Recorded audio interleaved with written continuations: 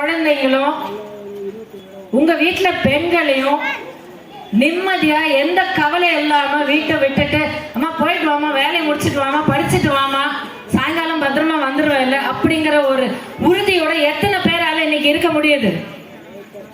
யாராலையும் இருக்க முடியல. பத்திரமா வீட்டுக்கு திரும்பினாங்கன்னா அன்னைக்கு அவங்க ராசி நல்லா இருந்ததுன்னு அர்த்தம், வேற எந்த காரணமும் இல்லை. உங்களை பாதுகாக்க வேண்டிய இந்த ஆழ்வான நடவடிக்கையால இன்னைக்கு சட்ட ஒழுங்கு சீர்கேடு எந்த அளவுக்கு போயிடுச்சுன்னா, ஒரு 3 மாச குழந்தையில இருந்து 80 வயசு பாட்டி வரைக்கும் யாருக்கும் பாதுகாப்பு இல்லை. எல்லாருக்குமே சமமா கிடைக்குது. எல்லாருமே பத்திரிகையா இருந்தாலும், டிவியா இருந்தாலும், சோசியல் மீடியாவா இருந்தாலும் எல்லாரும் அதே தகவல் படிக்கிறாங்க.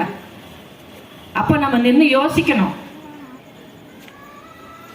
என்னுடைய பாதுகாப்பு இல்லை, வந்து வேலை செஞ்சு இவங்களுக்கு என் பிள்ளைகளுக்கு ஒரு நல்ல வாழ்க்கையை நான் கொடுக்கணும் அப்படின்னு சொல்லி நான் உழைக்கிற இந்த காலத்துல அவங்களுக்கு நான் ஒழுங்கா சாப்பாடு போட முடியல, ஒரு சந்தோஷத்தை கொண்டாடுறதுக்கு அவங்க நினைச்சா அது என்னால முடியல. ஏன்னா செலவு அவ்வளவு ஏறி போச்சு. பாதுகாப்பு இல்லை. இந்த பாதுகாப்பு இல்லாம இருக்கிறது ஒரு